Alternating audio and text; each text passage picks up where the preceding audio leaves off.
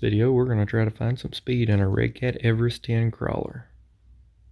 We're going to put a 20-turn motor in it on stock gearing, and then we're going to end with the drag race. Let's take a stock one for a spin here.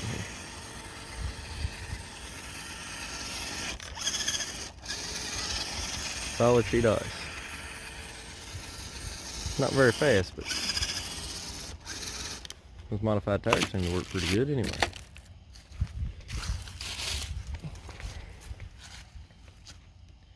Here's your one with your 20-turn motor.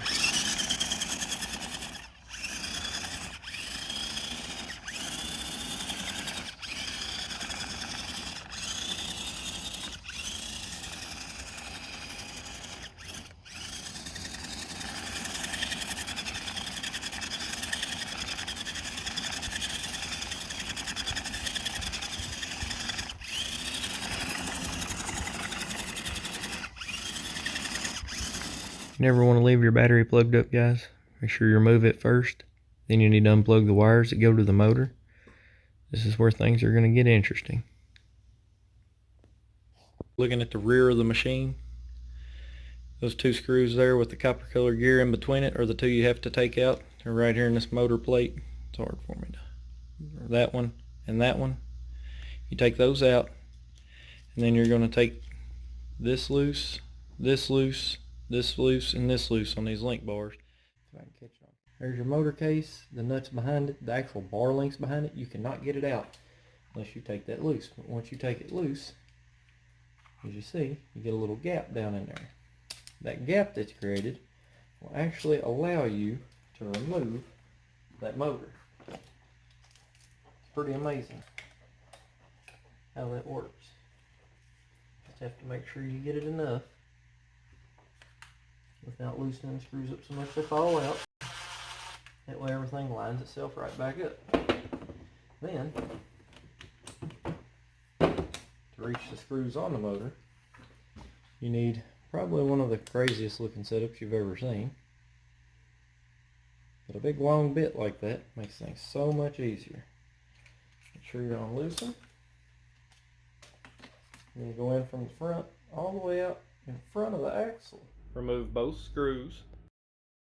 We'd like to return the motor to the same way it was indexed. It was indexed straight up and down. The black wire to the bottom, the ground wire, red wire is your hot wire. So, now, you have your motor out. Very simple. There's a set screw on it. That set screw, very, very small, takes an Allen wrench to fit it. That Allen wrench is very, very small and is very easy to break the set screw inside of that gear. Once you get it spun a turn or two, you should be able to just pull the gear straight off of the shaft of the motor.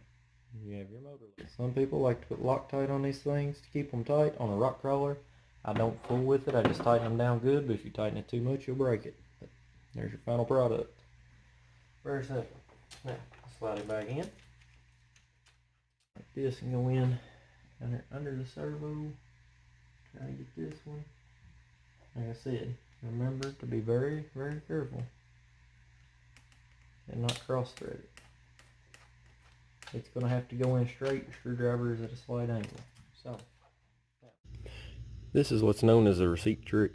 Put a receipt between your spur gear and your pinion gear, mesh it down, tighten it up, and then you pull the receipt out.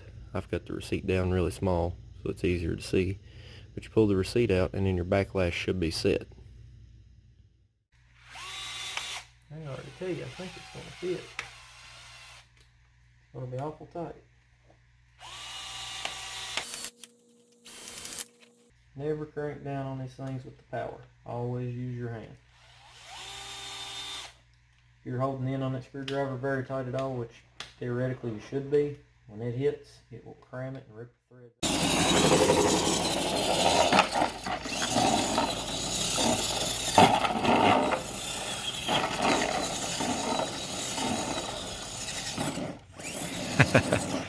That's pretty awesome. That is pretty awesome. Okay guys, we're out here again.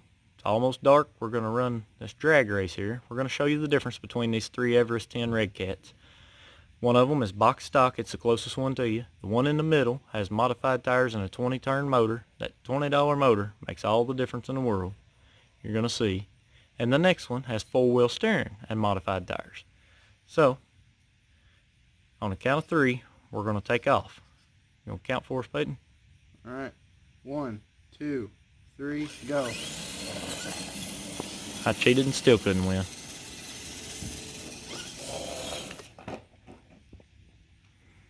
Well, as you can see, the one with the fast motor in it is about twice as fast. Maybe 3 times. It is ridiculously fast.